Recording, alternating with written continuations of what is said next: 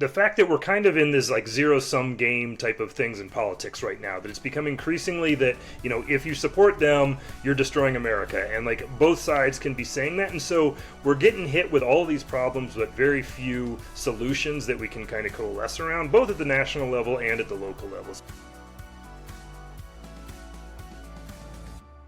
Hello and welcome to Vet Our Democracy, a podcast series produced by We the Veterans and Military Families. We are a nonprofit, nonpartisan, patriotic group of veterans and family members who are very interested in American democracy. I'm board member and retired Marine Corps veteran Joe Plensler, and my co-hosts today are Ellen Gustafson. She is the executive director of We the Veterans and Military Families and a Navy spouse, and Jeremy Butler, who is a U.S. Navy Reserve officer and also our chief growth officer. We're joined today by two very special guests, Dan Vallone and Scott Cooper. Dan is a former U.S. Army infantry officer and now serves as the U.S. Director for More in Common, an organization that works on both short and longer term initiatives to address the underlying drivers of fracturing and polarization and build a more united, resilient, and inclusive society. And Scott Cooper is a retired U.S. Marine Corps aviator, founder of Veterans for American Ideals at Human Rights First. He's a former candidate for the U.S. House of Representatives and current Vice President of Government Relations for a company called Peraton. Both Scott and Dan have collaborated on pro-democracy, patriotic, and civic issues in the past, and I'm really looking forward to hear today's discussion on the role of veterans in American democracy. So welcome to everyone. It's great to be here. Right. Thanks, Joe. Thanks, happy Joe. to be here. All right. Hey, for starters, I know both of you have spent considerable time thinking about American democracy. You've done some important things to help strengthen democracy, both in your own organizations and together. And we both know democracy is a very different thing than civics. So I want to kind of start our conversation off today at the 70,000 foot level and get each of your thoughts, and Jeremy and Ellen's too, on what's the greatest challenges currently facing America when it comes to understanding civics and why that's important. Scott, you want to go first on that one? Yeah, I'll start, Joe. You know, the first thing I think that's critically important for people to think about, and I'm going to quote a friend of mine, Steve Miska, who works at the VA now. He constantly has reminded us that citizenship is not a spectator sport. And I think as we talk about what it means to be a citizen, what it means to participate in our democracy, that may well mean be campaigning for dog catcher in your local town, or city council member, or school board member, or also engaging in things like what we the veterans are doing in helping people volunteer to become poll workers. And so that, I think, is one of the critical things that we need to think about. That, for instance, we just assumed away. My mom worked as a poll worker for years and years and years at the church that was 3 blocks away. And I just thought that was just something normal that people just do. Now, I grew up in a small town, and both people in the town voted. But that point is that it is, in fact, that we are what we're going to make of it. And I think reminding people of that over and over again. America's going to be what we make it. It's not a spectator sport, and we're not allowed to be spectators. Awesome. Yeah, I also grew up in a small town, and similarly, I'm thinking back to the town I grew up in, which is about 5,000 people, and New Hampshire also has a unique town hall meeting day where notionally every adult is going to go vote on town budgets, and so it's a very interactive form of democracy, and it's hard to scale up.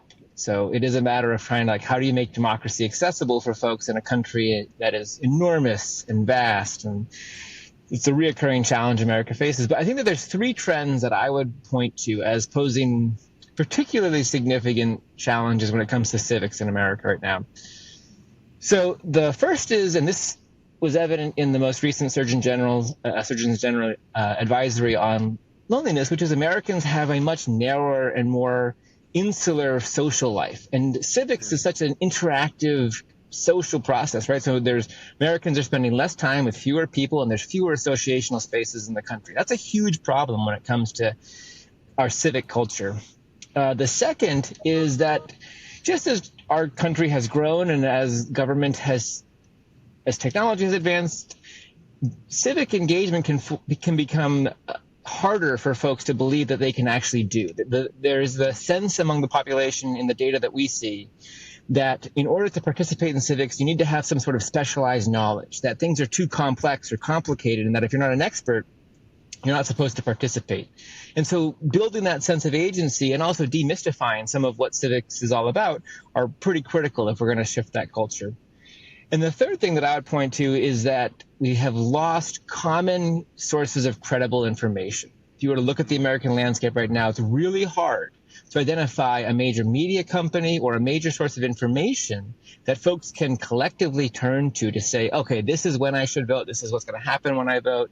And that distrust is such an important variable that we need to overcome. And to Scott's point, it's why something like Vet the Vote is so powerful, right? Because here come very trusted messengers stepping in and saying, hey, come with me and let me show you the process. And together we can validate that this is how it's supposed to play out. And I can make you feel like this is credible and trustworthy information. Awesome. No, those are great thoughts. And for the folks listening, Vet the Vote was the campaign that we launched in 2022 to close a gap of about 130,000 election poll workers. And when we reached out to the veteran and military community through our coalition of 30 different groups, over 63,500 volunteered to serve their country again, which was just heartening in today's day and age of political divisiveness. Jeremy, Ellen, what do you think? Like, what are the greatest challenges right now facing us when it comes to civics? Well, I think one of the most interesting challenges in getting into this work is, you assume as a educated American and a person who's been involved in the military community for a long time that you know what the heck civics means. But I didn't. And I think the most interesting thing that we have really started to wrestle with is what it actually means is the study of the rights and the duties or responsibilities of citizenship. And we in America talk a lot about our rights, which is really important because we are trying to protect our rights. We are trying to defend our rights. Members of the military, that's literally what they're doing, is defending the Constitution. But we actually forget the responsibilities and duties part of it a lot. And so I feel like, where we have come to as an organization and where I've come to as a citizen is trying to more deeply understand what my responsibilities are and what the responsibilities of the whole community are as individuals, as groups. And, we as an organization have also talked a lot about, there's this phrase civic engagement. Again, it gets thrown around all the time. We've sort of renamed that patriotic participation, because that's what it is. It's like, you love this country, you got to get in the ring. And so that's, it's essentially as simple as people working together to protect our public values and to make community change, whatever that is. So I think, going back to some of those basics of defining what we mean by these terms is important for this conversation, but it's also really important for the rest of our fellow Americans to realize it's about our responsibilities and it's about protecting our shared values and making whatever community change we can together. Absolutely.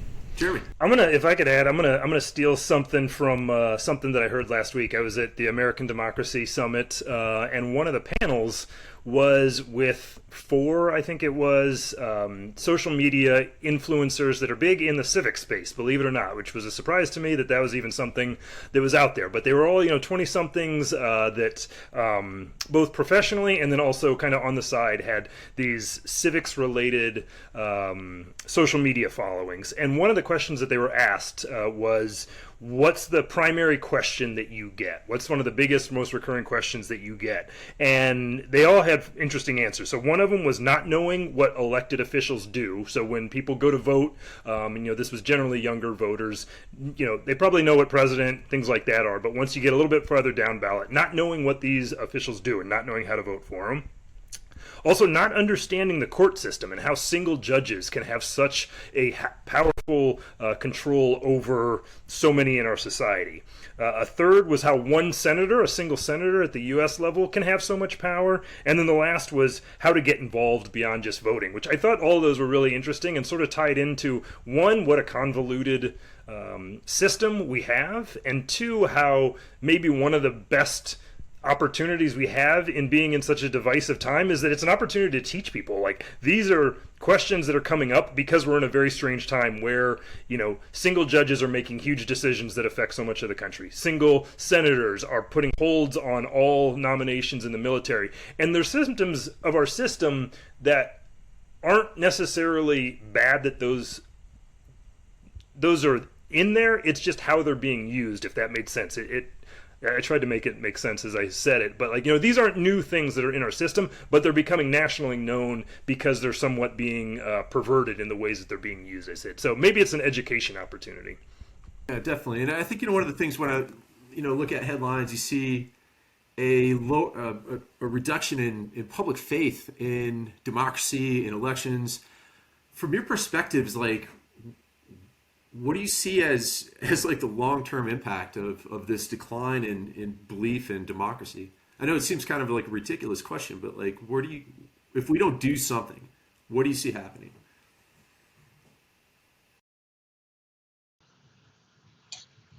Happy to jump in on that one. It's a really important question because I think, and you framed it right, if we don't do something, and again, more in common, we do a lot of public opinion research. We do a lot of focus groups that we're continuously kind of touching base with the American public.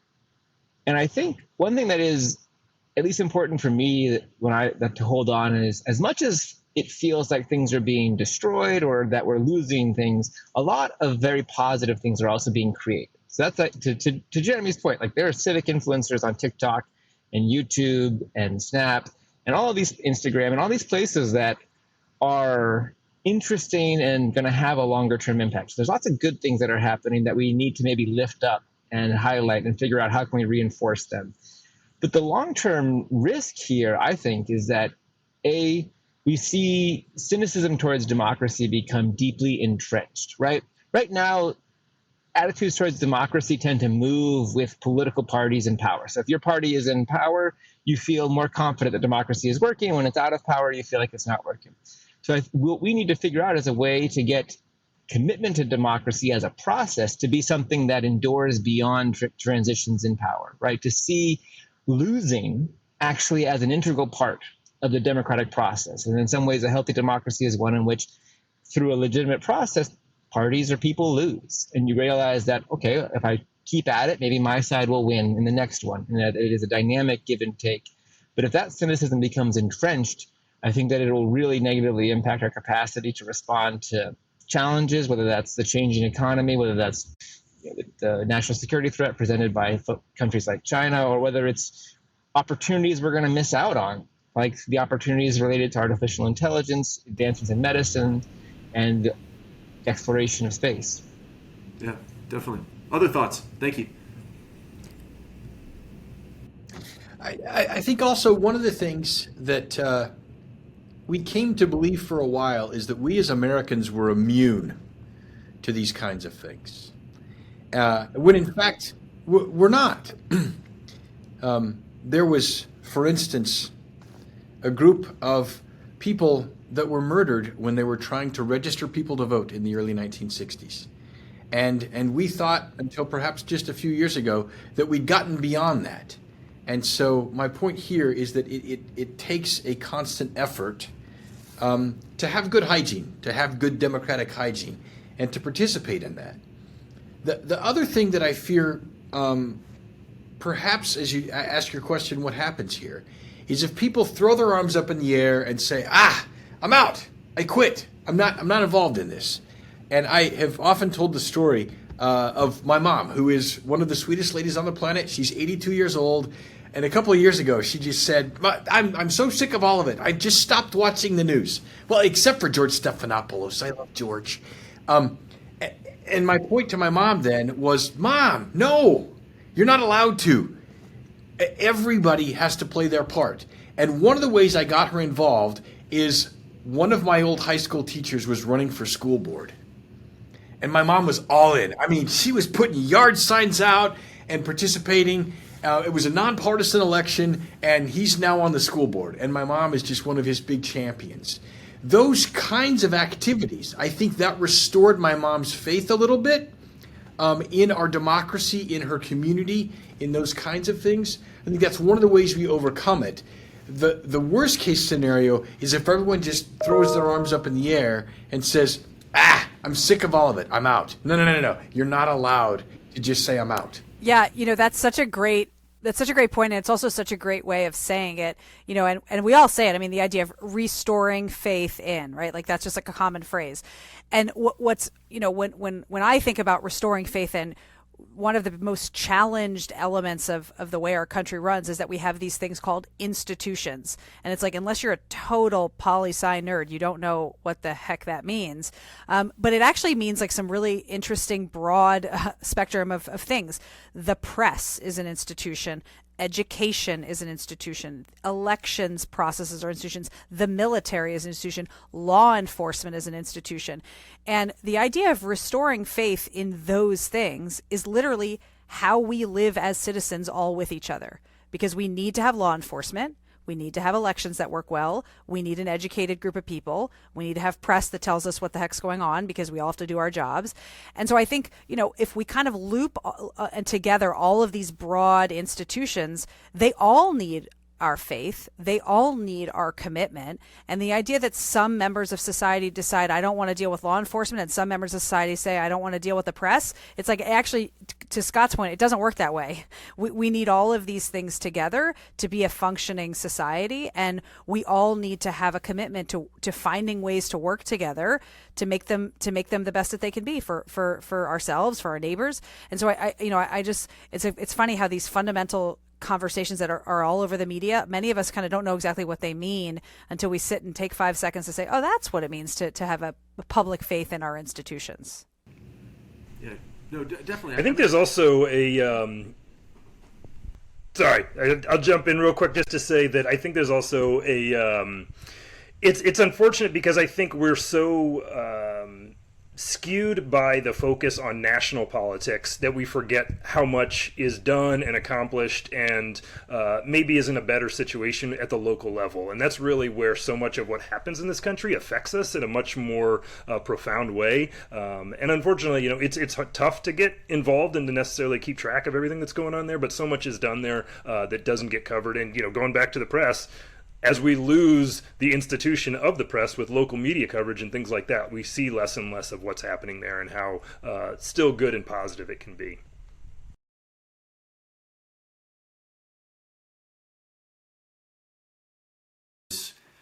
Unless that candidate's taken the time out to pull, to create a web page, it's really hard to find independent news about them, right? Because there's so many small town newspapers have folded up, and I think you hit on a lot of good points. I think one is, we get a lot of national news these days, and, things seem much more pronounced because, before when it was just like 3 networks and a couple, our hometown newspaper, you would never really hear about stuff in San Francisco or Texas or whatever. You get a lot of local and then, the 3 affiliate nightly news things. But, now that we have like almost instantaneous access to all news around the planet, I think it's, one, it's better that we're both connected, but 2, I think some things get distorted and seem more prominent, more important than they actually really are. And I love your point about local news because like that's what usually impacts you the most, right? How you're being taxed locally, who's running your county board of supervisors, who's the mayor, who's the police chief or the sheriff and things like that. Sorry, I don't want to go down that rabbit hole too far, but you talk about, I've heard a theme here too, besides like faith in democracy and our institutions, but when we look around the world, there are a bunch of folks who would like to see this 247 year of experiment in democracy fail. And we can, I think Lincoln had a quote, and Scott, correct me if I'm wrong, I know you're kind of a resident historian, but like talking about how no invading army could ever defeat the United States. He said, if we're to fall, we will fall from internal discord. So I just wanted to get your thoughts on that. Like, who's out there trying to manipulate veterans from your perspective? What's at play? Like, we know that democracy's under siege around the world too. We can see it being rolled back in Europe. We can see it being rolled back in South America. Like, what's going on around the world that we should pay attention to? Well, this is one of those things that I've become really passionate about as a military spouse, which is that, as we're talking about the institutions of the press and foreign influence. Well, one of the institutions that we now have to deal with is the institution of social media, right? Like that's just a thing. And that people see some of these social media platforms as an alternative to what had been very much the free press in America. That's something that we were always proud of. And so, as a military spouse, I'm really, sort of baffled by the fact that we could have a foreign adversary owned institution of social media where military families are getting their information about the world. And, that's very confusing, but it's something that only could possibly come from a real sort of lack of sort of information about, okay, who owns these platforms? Who's making the news? Who's deciding what meme, gets put up in front of your feed or what video does? And we've got to get back to some basics as a society and say, we want to understand who's behind this information that we think we agree with. We want to understand who has a motivation for certain information to get out there and who has a motivation for us to be fighting against each other. There's a lot of countries that are laughing when Americans are fighting each other because it means they're not going and fighting those adversaries. And I think, I'm really passionate about that as a member of the military community, because it actually is a risk to our national security. And it's something that's literally right under our noses in the form of our phones. And we're just not paying enough attention to it. Let me also talk about that, Ellen, as you're thinking about it. This is not unique to this time. All right. Human beings can be susceptible to manipulation. And I think if you look to one historical example, for instance, 70 years ago, we were in the throes of a Red Scare that Joseph McCarthy was leading, accusing people of being communist. And in many cases, without evidence, as has now been proved as we've looked into this. And so people were manipulated. It happened to be about a communist scare, but also about an individual that had garnered the attention of the media and the rest of the world about this. That resolved itself, I think, at one point when finally one of the heroes of that era, Joseph Welch, who was the Army's general counsel, during one of those McCarthy hearings, said to him when one of his subordinates had been accused by McCarthy, "At long last, have you no sense of decency?" And it was Joseph Welch that had the moral courage to stand apart from the group and call him out. Now, the other part to that I think is really important is that now we look back on that and we're like, whew, that solved itself. Who was silent through that entire time? Dwight Eisenhower. And so I think that, again, is important to think about, we can be manipulated. How do we have moral courage to call people out when you say, no, that's just not true? And that is one of the challenges that we have today, is that we have to have the courage to speak uncomfortable truth to power sometimes. I would, sorry. No, sorry, I was just going to say, and this is, both building off of what Scott just shared and also in honor of his years as a pilot. But there's a military acronym, VUCA, right? Volatile, uncertain, complex, and ambiguous, right? That it describes environments of fast-moving change, a lot of uncertainty. It very well describes the era we are in right now across every possible measure, right? I mean, artificial intelligence, migrations of people across the globe, changing nature of the labor market, et cetera.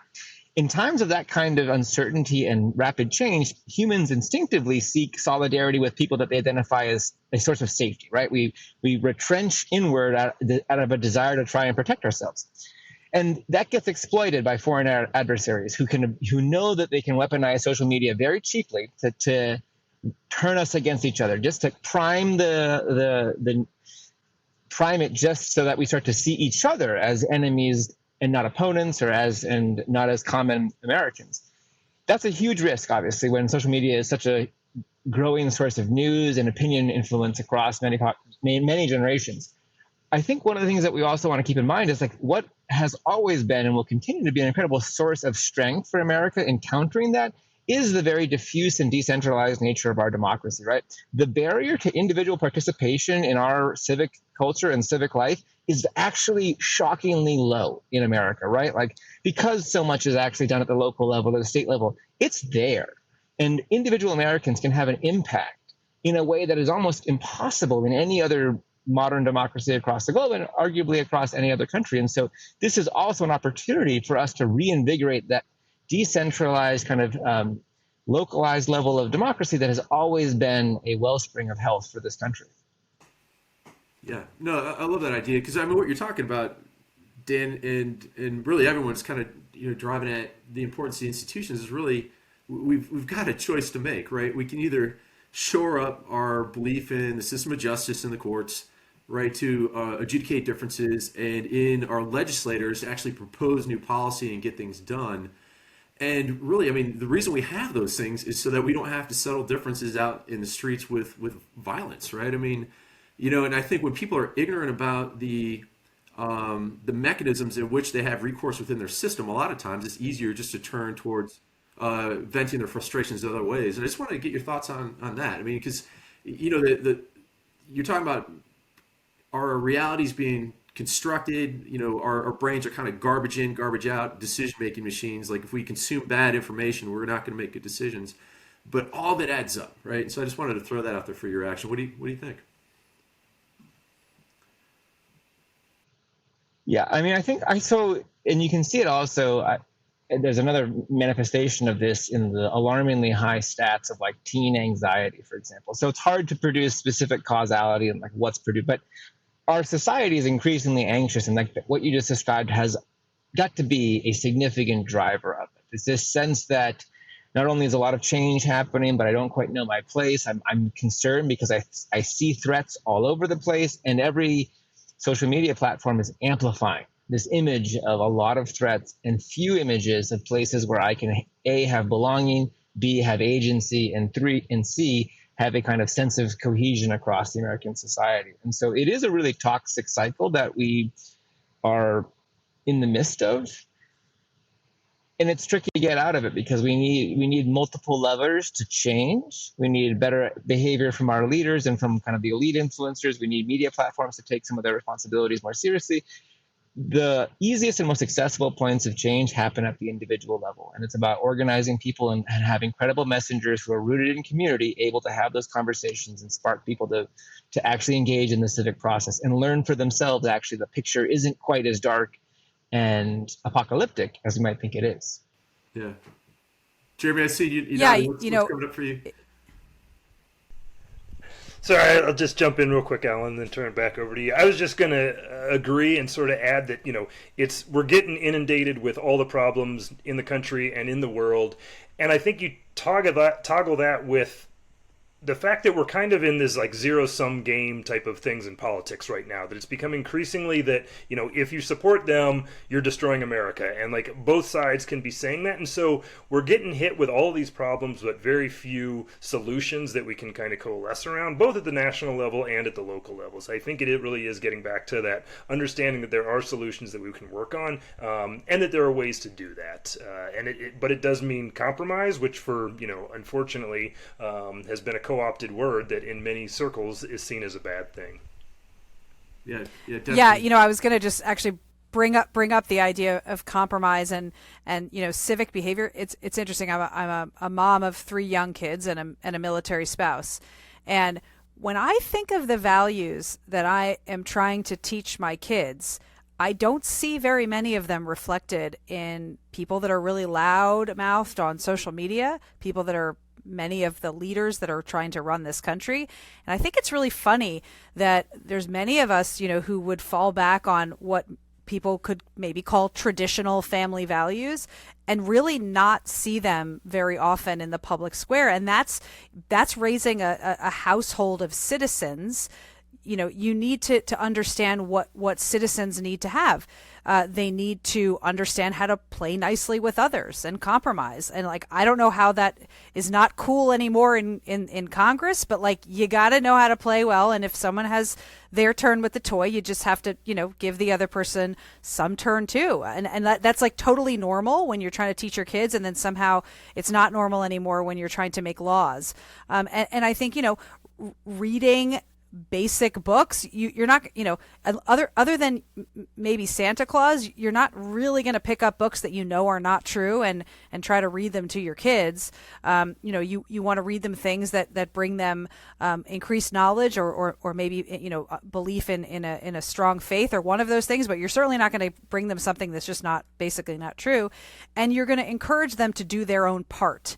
You're not going to say, just sit back and get out your phone and say something really loud on your phone in all capital letters, and there you are, you're doing your part. You're actually going to tell them to take the plate over the dishwasher and put it away, right? And like, I know I'm simplifying this as a parent, but it's so weird to me that that's not what we hold leaders and voices and quote unquote celebrities to account with anymore, when we know that's what we should be doing when we're in our own homes. I say, as a military parent, as a military spouse and a parent, we've got to be expecting people to do what we expect our own kids to do, and that would engage, that would create a more civic and civil society in many ways, almost as much as anything else would. Yeah, and I love that, because what you're also getting at there, if I understand correctly, is really a commitment. I'm hearing this theme too. It's kind of like, and I think there's an increasing appetite for it with the people I talk to anyway in America. Is they're sick of seeing tribalism and so-called leaders just on opposite ends of the field, just throwing mud at each other, across the 50-yard line. And I think, the Americans I'm talking to every day at the grocery store and post office and places are looking for leaders who are willing to do the hard work of coming to the middle and building consensus and finding compromise when they have to. And I think, that is a lost art. And Scott, I just saw you kind of perk up on that. At the risk of showing my age, and talking about that, but being too nostalgic, I guess. As we think about role models today, and you were talking about holding leaders accountable, you immediately brought to mind one of my own personal heroes, and it relates to this whole group as well. All right, Mike Mansfield. Your average American doesn't remember Mike Mansfield. All right, he was a senator from Montana, and having grown up in Wyoming, I can appreciate that. But also, here's what's extraordinary about Mike Mansfield. Very quickly, he served from 1961 to 1977, 16 years as the majority leader in the Senate. And then from 1977 to 1988, he served as the ambassador to Japan for both the Carter and Reagan administrations. That is a leader. And the other thing I love to talk about when I talk to my grandkids about it is that he's buried at Arlington National Cemetery. And you know what his gravestone says? Mike Mansfield, Private, United States Marine Corps. Because he served in the Marine Corps between the wars, and that's what he cared most about. And this group of people, he was an engaged citizen, but also back to what he valued. He was just a private in the Marine Corps. Yeah. I mean, there's something poetic in that for sure, right? Like, how do you want to be remembered at the end of your time here on the planet? And I think one of the other points that's come up is a lot of talk about our rights, right? You hear it all the time. The My Rights crowd is alive and well and kicking on the airwaves. And what we don't hear enough about is our responsibilities to each other as citizens. And I think, Jeremy kind of hit on it, and Dan as well, like, this social norming, and Ellen, especially with like, how are you raising your kids? What are you teaching them? Even by your own example, like when we talk about other people or people who disagree with us on the issue, does that become personal, right? Does that become filled with invective, or are we containing our comments to the policy at hand rather than making it, a personal slight? And it's all too easy with today's political tribalism to fall into that seductive trap, right? And Dan hit on it, right? When we're uncertain, the brain wants to reduce that. When we're afraid, it wants to reduce that. So it's easy to grasp the simple answers in tribalism to kind of find that protection or that sense of security. But fear is a hell of a drug, and we do know that, when you are in a state of fear, you're definitely more manipulatable, right? Every con man, marketer, politician, when they put you in that state, they're really open up the playground for them to kind of manipulate your thoughts and senses and get you to do things that maybe aren't in your best interest, So, and I could list countless examples of that, but I won't here because I promised Ellen I wouldn't nerd out on neurology professor stuff. But I think. Yeah, I mean, I could nerd out on musical theater though and talk about the Music Man. You got Trouble in River City, and then he tells everyone they need to go join a band. So we can all nerd out, okay, guys? But no, I mean, I think the point is, we're also there's a weird dichotomy in our country in sort of what our understanding of patriotism is. And I mean, we're an organization of veterans, military families who are incredibly proud to call ourselves patriots. And that doesn't make us angry, and it doesn't make us hateful, and it doesn't make us, wanting to take two sides of our country and put them back in a cage match together. And I think we've got to remember that there is a positive patriotism that we can all grab onto as citizens, but it actually means you got to get to the table and do your part. You've got to have that responsibilities and duties part of citizenship, not just the patriotic rights part of citizenship. Yeah, and that's really the hard work of shouldering the burden of democracy, right? If we want to be free people and choose our leaders and make decisions for ourselves, then, like Scott said, you can't be a bystander to that. Hunter S. Thompson's got a famous quote. He said, "Hey, in a democracy, you got to be a player," right? And but just relaying a quick story. You talk about like divisiveness, and I think the more news sometimes you watch, the more grim you think the world is. One of the most refreshing things about being an election poll worker, the last number of years that I've done it, is show me another place in American society besides the military where you have Republicans, Democrats, and Independents all coming together to do something positive and productive for America, for their communities, right? Despite the threat of COVID-19, despite the threat of political violence, it was a really refreshing thing because people didn't talk about what political party they were. You help people vote whether they're Republicans or Democrats. Didn't matter. You're like there to provide a public service and do some good. I think I want to be respectful of everyone's time here. If I were to give each one of you a magic wand and say, hey, let's fix this, the challenges we have to democracy, the lack of public education on civics, what would be the one thing that you would like to see happen in order to make things much better? I'll offer something else that is why I'm involved in Vet the Vote and what you guys are doing. And that is that Vet the Vote would have 1 million veterans that step up to be poll workers. And that is, I think, one of the things. Yes, we had 65,000 in this last election, I think it was. If we could have 1 million this time. Because what a statement that would be. That you have people saying like, no, that's what we do. We go to the polls and we make sure people get to vote. Grandma and 18-year-old kid that, has just turned 18. And that is one of those things that's going to restore some of that faith in our institutions. And so, I think that is among the keys. I'm going to give one last story. One of my favorite people and where I grew up was Mary Ann Collins. She was the county clerk for more than 25 years. And I would call her every 2 years for 24 years that I was in the military. I mean, my mom taught her daughters piano, and she'd be like, "Oh, Scott, how are you? Where are you these days? You probably need an absentee ballot, don't you?" I mean, the first election I voted in person was in 2014 after I retired. I have no idea what party she was a member of.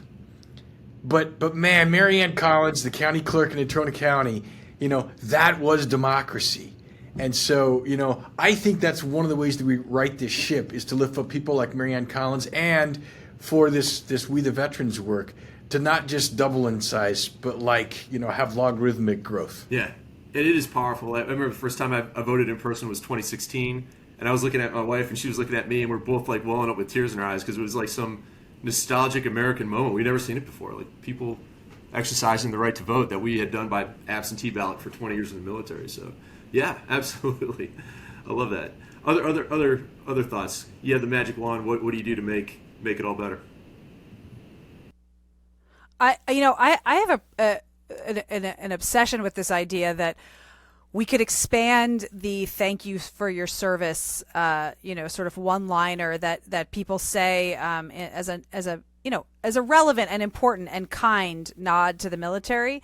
But we got to expand that to include firefighters and EMT workers and teachers and nurses and library workers and cops and I mean, there are so many people, poll workers, election workers, there are so many people that work jobs that they probably got into with a sense of service and duty and commitment to their community and commitment to children and commitment to health and commitment to safety.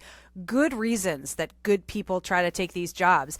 And we're in a place where there's like some people who love teachers and don't like cops, and some people love cops and don't like teachers. And like, that is ridiculous.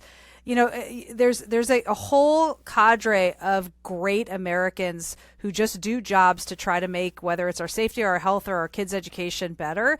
And the fact that we have let one type of service rise so far above the rest is not cool.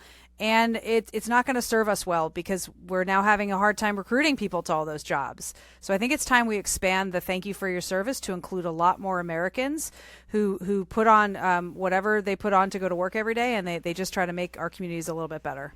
Awesome. Yeah, so if you're listening, Delta Airlines or American or Southwest, like, let the third grade teachers board first once, maybe. I'd love to see that. But yeah, you're right. We're all in this democracy thing together. So we've got one for volunteering to be a poll worker. We've got another for expanding, the concept of what it means to serve our country. 100%. Dan, Jeremy, what do you think? Yeah, so I would say so. Yeah, and Joe, you said that fear is like a drug, and it is. If you think about actually how it affects the body, and there's a concept from social psychology called liquid fear about how fear can just be transferred and essentially aerosolized, right? Like fear becomes the oxygen that we breathe in. And I think it's arguably true that we have been failing fear for at least 22, maybe more years, right? Ever since probably 9/11, because the antidote to fear, the only thing that actually is more of a potent drug, is the combination of belonging and purpose. Those two variables combined allow anybody to overcome fear, because you are confident that somebody has your back and you have a sense that I am moving towards an objective. And I think all of us probably understand that on some intuitive level from the experience in the military families. Far too few Americans have the opportunities to feel both belonging and purpose. And oftentimes they're finding belonging in places where the purpose is adverse to the health of our democracy or our civic culture. And so I think if I could wave a magic wand, it'd be dramatically expanding the opportunities Americans have to engage with other Americans, feel that sense of belonging, have a sense of civic purpose in many different ways, and for Americans to feel like, oh, responsibility is actually how I achieve belonging. Ultimately, belonging can't be just a group opening a store. It's somebody stepping in and saying, how can I help? How can I shoulder some of whatever it is we're doing together? Yeah, I love that. Gabe Monte once said, safety isn't the absence of threat, it's the presence of connection. And once I heard it, I never forgot it. But you're talking about building community, connection, purpose. Absolutely love it. Jeremy, you've take us home, man. You've got the magic wand. What makes it all better? Now I got to give the wonky answer, but again, I'm coming from the American Democracy Summit, so I spent a week talking about these things. Change in the primary system. I think the open primaries, we need to get more people voting early in the process to change who we're sending to the general. I mean, so much of the decisions, especially now as more of the country is becoming gerrymandered and there's less and less of actual competition, whoever wins the primary ends up getting that seat too often the case. And you're talking now about, 10, 15% of the population that really is getting involved in those elections. So if we could open it up, open primaries so anyone can vote and get more people out there voting, I think it'll change who we end up with in Washington, D.C., which will hopefully get us to a point where there's more willingness to compromise like we were talking about before. Yeah, definitely. I mean, and we know, like, from a lot of research, systems drive behaviors, right? So people will naturally follow the incentives placed before them. And right now, unfortunately, the way things are set up with two parties and the primary system, it really drives the candidates to play to the extremes of the party in order to get the nomination to become the candidate. And I think, we always understood that, but I think even now it's getting more and more wacky in American politics. And really, I think, Jeremy, what you're saying makes a lot of sense and would do our country a lot of good to help drive behavior back to the center, reward consensus, doing the hard work of that, and compromise when you need to. Right? So, awesome. Hey, this has been a great conversation today. I just want to thank everyone for their time, their thoughts. I know you're all busy people, and thank you so much for sharing your thoughts on what we can do as a veteran and military family community and improving civic education amongst us, and how can we extend that knowledge in order to preserve the democracy that we all swore to defend. So thank you so much for your time. Thank you all. Thank you so much for listening. If you found this podcast episode interesting or useful, please share it with the people you know. This episode was co-hosted by Joe Plunzler, Ellen Gustafson, and Jeremy Butler. The audio and video were edited by Cameron King. Vet Our Democracy is a production of We the Veterans and Military Families, a 501c3, not-for-profit, nonpartisan, pro-democracy organization. We are focused on promoting positive and patriotic civic engagement to strengthen American democracy. Find out more about us at wetheveterans.us and follow us on social media. Until next time.